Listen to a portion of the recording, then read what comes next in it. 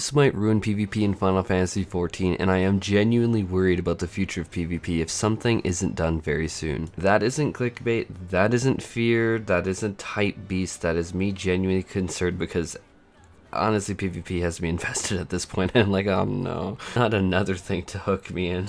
Let me be clear, never in the entire history of my time playing Final Fantasy XIV over literally a freaking decade did I ever think that I would unironically say, I look forward to logging in and taking part in player versus player in Final Fantasy XIV. But that's where we're at. I do. Improvement on the series rewards, the addition of crystalline conflict, the complete rework of every single job's skills, all combined together for an experience that I don't want to put down. Yet I have been slowing down, but I know myself well enough to know that that's not from burnout. Like, I still log into Overwatch, my threshold of patience is very high, because as is, whenever I pick a healer that isn't white mage, or a tank that isn't warrior, or a DPS that isn't dragoon or samurai, and unfortunately that does even include bard, which I really had a lot of fun playing, I honestly feel like I'm throwing the match. For me, I'm the type of PvPer that I enjoy variety a lot, especially in casual rounds.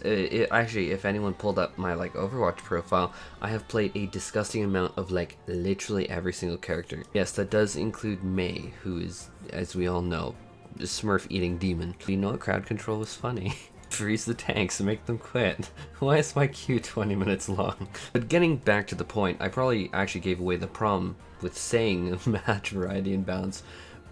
To be frank, there is a very obvious problem with PvP that is finally starting to gain traction. That honestly, I realized it days ago when I made my PvP tier list video. I'm like, am I really making this video? And I did, and I don't regret it, and I really do feel the way I do about those jobs. Starting to come around that, oh, Red Mage actually isn't C tier like a lot of people were pushing on me, because I just didn't in my heart of hearts believe it. I'm like, I've seen them pull off some wicked stuff. But in saying that, some jobs are overbearing to say the absolute least. They deserved the busted broken tier in that list. So much so that, yeah, I stand behind the ratings that I gave those jobs, such as White Mage combined with Warrior that know how to time their stuns correctly, and the White Mage then follows up with their polymorph at the wrong moment for the enemy team. That is absolutely game-changing. Like, why does Warrior, for instance, have a free, not tied to limit break, 15-second cooldown area of effect stun? Anyone? Or why does White Mage's limit break recharge just so incredibly fast when other jobs like the Bards, which you would expect to be on a lower limit break amount needed, recharges at what feels like the rate of molasses? And for the record, I am firmly convinced that Bard is in A tier, completely in the A tier for the record. I think it's very strong. Like, just the power difference between what a White Mage's limit break does in the Bards, and then looking at the recharge rates, it makes you wonder if the recharge rates really should be swapped with one another. And I say that unironically, I really do believe that that would be a fair balance adjustment. I want to deep dive actually in on that. White Mage's limit break does 18k damage on its own without buffs in an area of effect. That also stuns for 3 seconds. That also applies a regen to the entire party. That also increases your damage by 10%. That is a lot of this does these things. Like, a lot. That's a laundry list of them. Do I think that's worthy of an ult? Yeah, absolutely. I'd say this is definitely an ultimate ability. But further from that, you need to look at the larger kit. The damage is easily followed up in their own kit with Afflatus Misery, which is an area of effect for a bit over 13k damage. And people are going to be like, it says 12.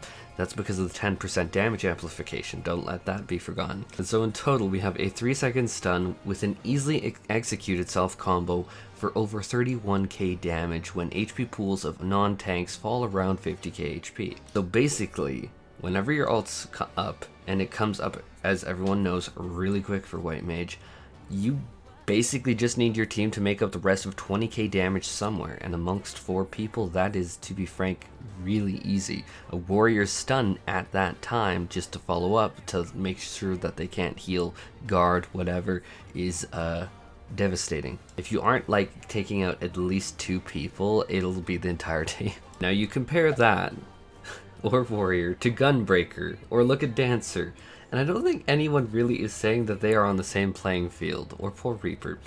Even with posts saying Dancer and Gunbreaker are playable, which I respectfully disagree in my own experiences in-game as well as on paper, they are often going at it from a comparison angle to comparing Dancer or Gunbreaker to White Mage or Warrior or Dragoon or Samurai or Ninja, all of which are very, very stunningly strong. To be clear, I don't want the job's defining features to simply be destroyed willy-nilly with just for the point of balance and let's homogenize all their features just for the sake of making it exactly the same as PvE. But one thing that I think that PvP in Final Fantasy XIV needs is like any other PvP game. Consistent balance patches coming out in a solid rate, because as is, whenever I pick a healer that isn't specifically White Mage, or a tank that isn't specifically Warrior, or a DPS that isn't Dragoon or Samurai, I'll be honest, I'm not good enough at Ninja.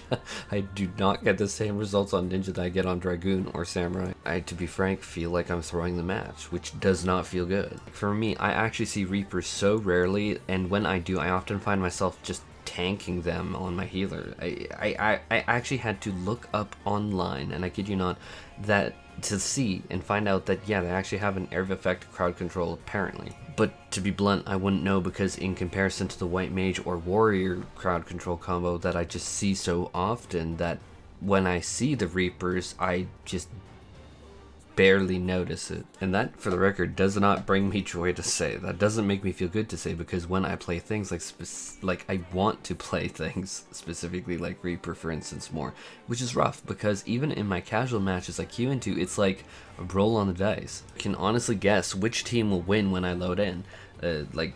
Just about almost always guess which team is going to win when I load in. When I say that, I'm not memeing here saying I'm always right 50% of the time, like 90%-ish accuracy when I load in on team composition.